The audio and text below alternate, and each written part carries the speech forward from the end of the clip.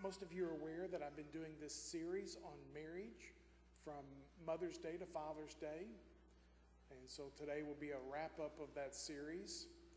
I had several amens in the last service from some of the men who were tired of their ribs being punched every Sunday. So, some women too. So, thank you for this time, and know that I pray for you and your relationships. I don't know how many of you are, can you hear that? I can hear that. Anybody else hear that?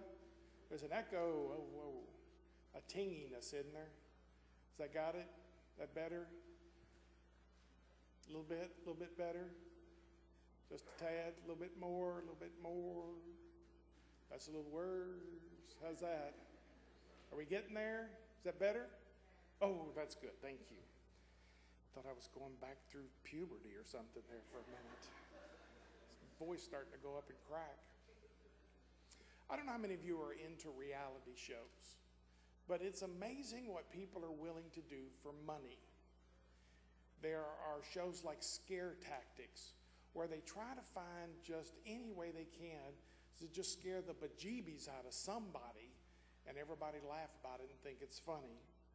There's Survivor, where they put people on an island who are willing to lose, no telling how much weight over a time period, to lie, to cheat, to act like grandma's died. I mean, there's just a lot of things that go on.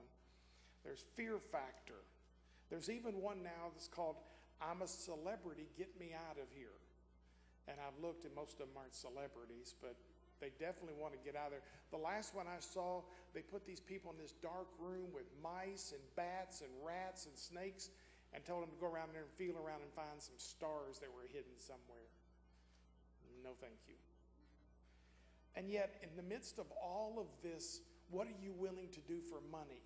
How far are you willing to go? What are you willing to jump off of for money?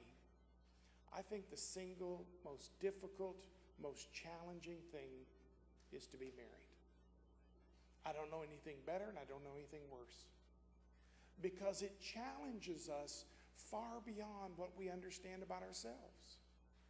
There are things called subconscious thoughts that we're not even clear we're doing, but other people are. And today I want to talk to you at the end of this series about something that I think is one of the most pivotal things about being married. And it's honesty. It is honesty. Because you see, when we are dishonest, there's a reason why. And it goes all the way back to Adam and Eve. In the 3rd chapter of Genesis, I want to talk to you today about the relationship between Adam and Eve and about what it means to be honest. Ephesians 4:15 says, "Let our lives lovingly express the truth in all things, speaking truly, dealing truly, living truly." And most of us would say, I'm an honest person. I will say to you what I'm thinking and feeling. But I would challenge each of us that probably is not true in some way or another. Because, folks, there is something within each of us that is afraid to really show people who we are. There was a book that came out in the 70s entitled, "Why Am I Afraid to Tell You Who I Am?" And the book focused on the fact that if I open myself up and I show you really who I am and you reject me, then I've got nothing else. So if I keep some hidden, if I keep a little hidden, even from the person I'm the closest to, and they reject me, they've not rejected all of me. And so out of that, there's fear. There is a fear factor in relationships. And this morning I want to talk about how fear ruins relationships, and yet how honesty can bring it back. We're going to think about Adam and Eve. And everything was going perfect for them. They had every reason for a romantic relationship. He was never late for work. She never burnt the food. No bills to worry about. No physical defects. No kids hanging around. No in-laws. No clothes. Everything for a perfect relationship. But sin entered the relationship, and a new factor entered the relationship called fear. And marriages have been struggling ever since. So let me share with you 3 things that fear does to a relationship. Number 1, and most of you know inside your program is a place you want to jot down notes, because you probably have somebody you need to share this message with that you know. Number 1, my fear of my faults makes me defensive. My fear of my faults makes me defensive. If I'm afraid of who I am or to show you who I am, then I have difficulty admitting my mistakes. Most of us hate to admit our weaknesses and our mistakes. How many times have you defended yourself on something you knew was stupid and you were wrong, but you just didn't want to admit it? You know, before you married, your fiance had an idealized view of what you were really like. Then after you got married, the ideal became real. And then the task often becomes, how long can I fool this person into thinking who I really am? And marriages then struggle. And when we are afraid and we're defensive, there's a few things we do. You know, if I'm defensive about myself, then I will often accuse you to be the problem. We blame our mates. In Genesis chapter 3, these words are written. God asked, did you eat what I told you not to eat? And Adam answered, the woman whom you gave me the fruit, and I ate it. Adam, like most men, blamed the wife. And she replied, the snake tricked me into eating it. And since then, men have blamed and women have called men snakes. And we're afraid to admit, and so we accuse the other person as being the problem. Or we excuse ourselves.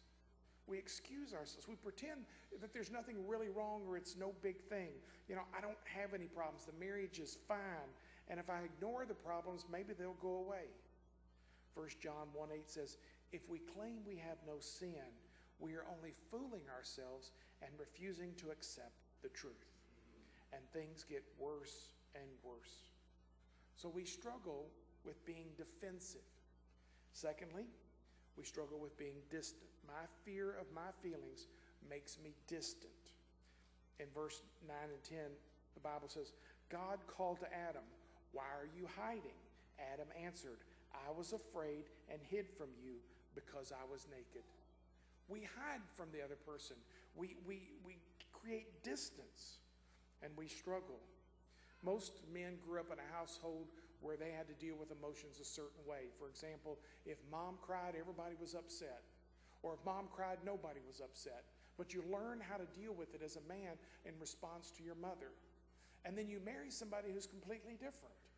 And most of the time, if you're used to a woman who doesn't cry a lot, and you have a wife that starts crying, you're like, what's wrong? What do I need to do? And you just kind of step back because we're not sure exactly what to do, because we create distance. We push ourselves away. There's a sign I remember seeing one time about men needing to step up that said if men were more self-starters, fewer women would be cranks. If men were more self-starters, fewer women would be cranks. And when we create distance, we do things to people. We hurt them. Hurt people hurt people. And so we do things to hurt the other person. We create angry feelings toward them. We do things to reach out and to grab or to bite. Or we could pull completely in and act like there's no problem at all.